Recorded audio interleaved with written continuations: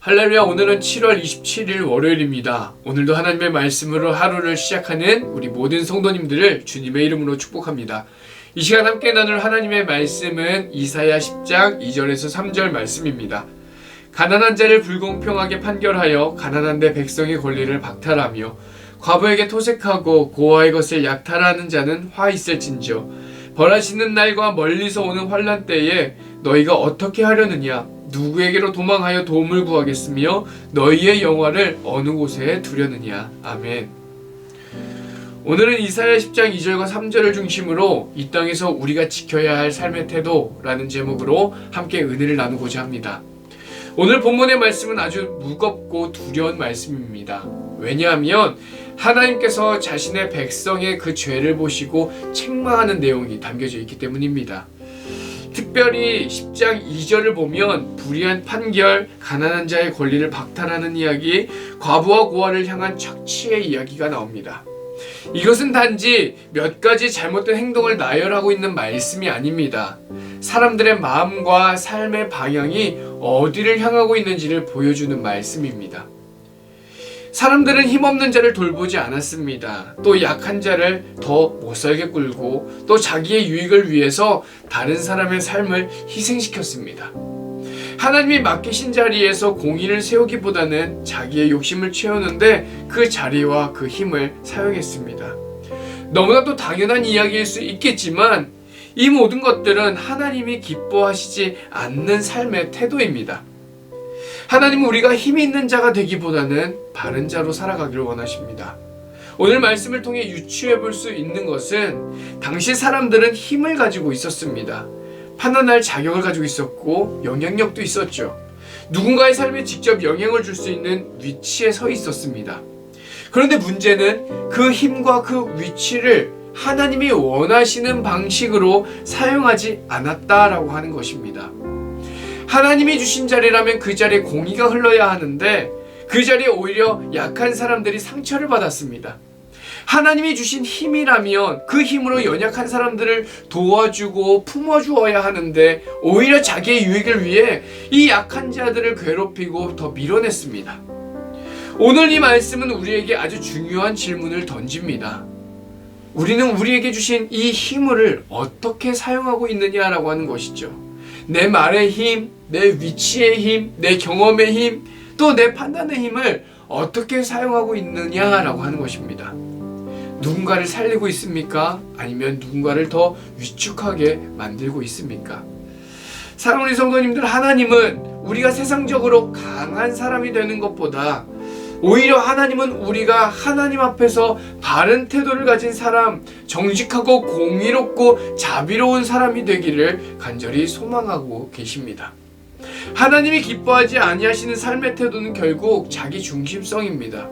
오늘 본문에 등장하는 죄의 모습은 참 여러 가지이지만 그 뿌리를 따라가다 보면 결국 그 한 가지입니다. 바로 자기 중심성이죠.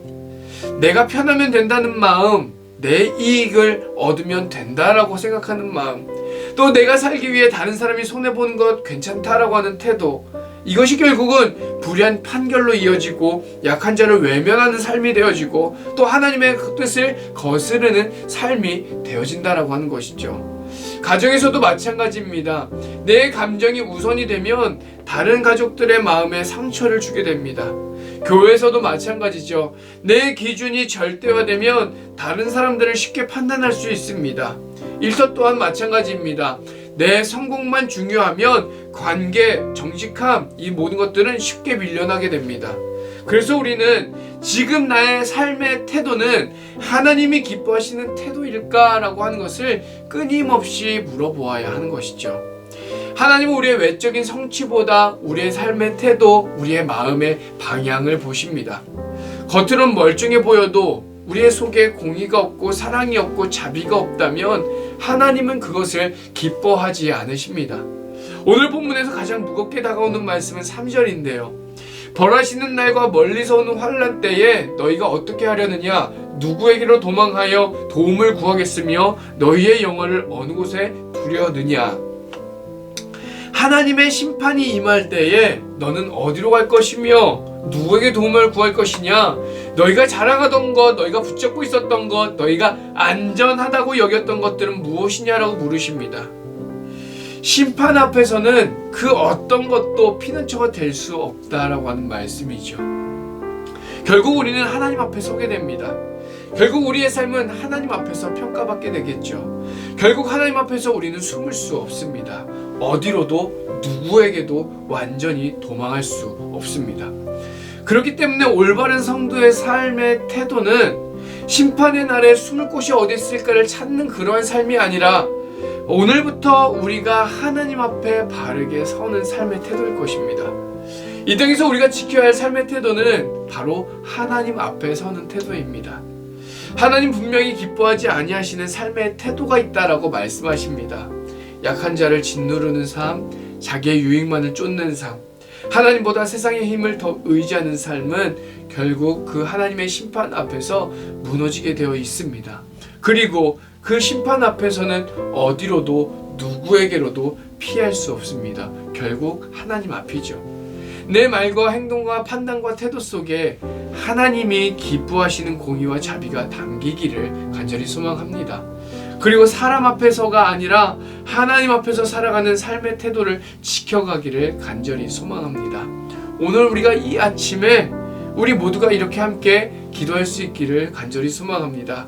주님, 이 땅에서 제가 지켜야 할 삶의 태도를 잊지 않게 해주세요. 사람의 눈보다 하나님의 눈을 더 의식하며 살아갈 수 있게 해주시고, 약한 자를 함부로 대하지 않게 해주시고, 결국 하나님 앞에 살아가는 사람답게 오늘 이 하루를 살아가게 해주세요. 우리 그렇게 기도하며 나가는 오늘 이 시간이 되었으면 좋겠습니다. 그렇게 하나님이 기뻐하시는 삶의 태도를 지켜가는 저와 여러분이 되기를 이 시간 주님의 이름으로 간절히 축원합니다. 주님께서 가르치신 기도를 함께 기도하겠습니다. 하늘에 계신 우리 아버지여, 이름이 거룩히 여김을 받으시오며 나라가 임하시오며 뜻이 하늘에서 이루어진 것 같이 땅에서도 이루어지이다. 오늘 우리에게 일용할 양식을 주시옵고 우리가 우리에게 죄 지은 죄를 사하여 준 것 같이 우리의 죄를 사하여 주시옵고 우리를 시험에 들게 하지 마시옵고 다만 악에서 구하시옵소서. 나라와 권세와 영광이 아버지께 영원히 있사옵나이다. 아멘.